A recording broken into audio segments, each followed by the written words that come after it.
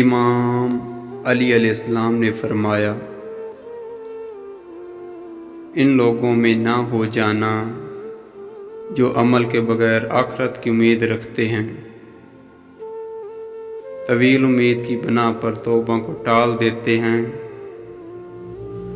دنیا میں باتیں زہتوں جیسی کرتے ہیں اور کام راغبوں جیسا انجام دیتے ہیں۔ کچھ مل جاتا ہے تو سیر نہیں ہوتے اور نہیں ملتا تو قناعت نہیں کرتے۔ جو دے دیا گیا ہے اس کے شکریہ سے عاجز ہیں، لیکن مستقبل میں زیادہ کے طلبگار۔ لوگوں کو منع کرتے ہیں لیکن خود نہیں رکتے۔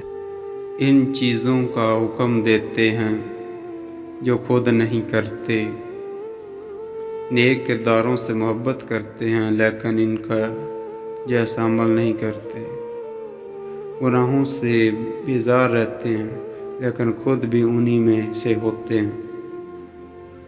گناہوں کی کثرت کی بنا پر موت کو ناپسند کرتے ہیں اور پھر ایسے ہی اعمال بھی قائم کرتے رہتے ہیں جن سے موت ناگوار ہو جاتی ہے۔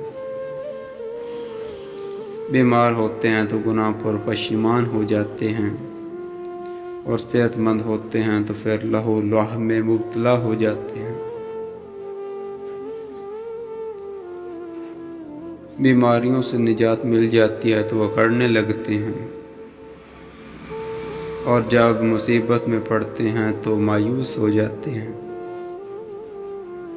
کوئی مصیبت نازل ہو جاتی ہے تو مضطر لوگوں کی طرح دعا کرتے ہیں اور سہولت و آسانی فراہم ہو جاتی ہے تو فریب خوردہ ہو کر منہ پھیر لیتے ہیں۔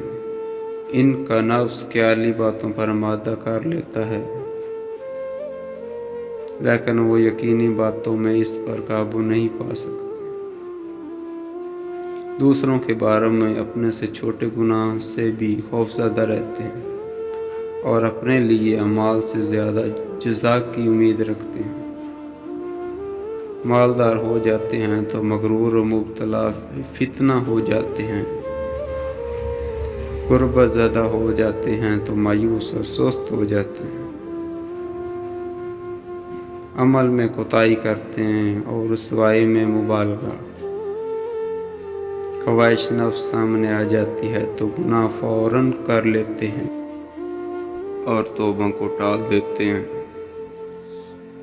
کوئی مصیبت لاحق ہو جائے تو اسلامی جماعت سے الگ ہو جاتے ہیں۔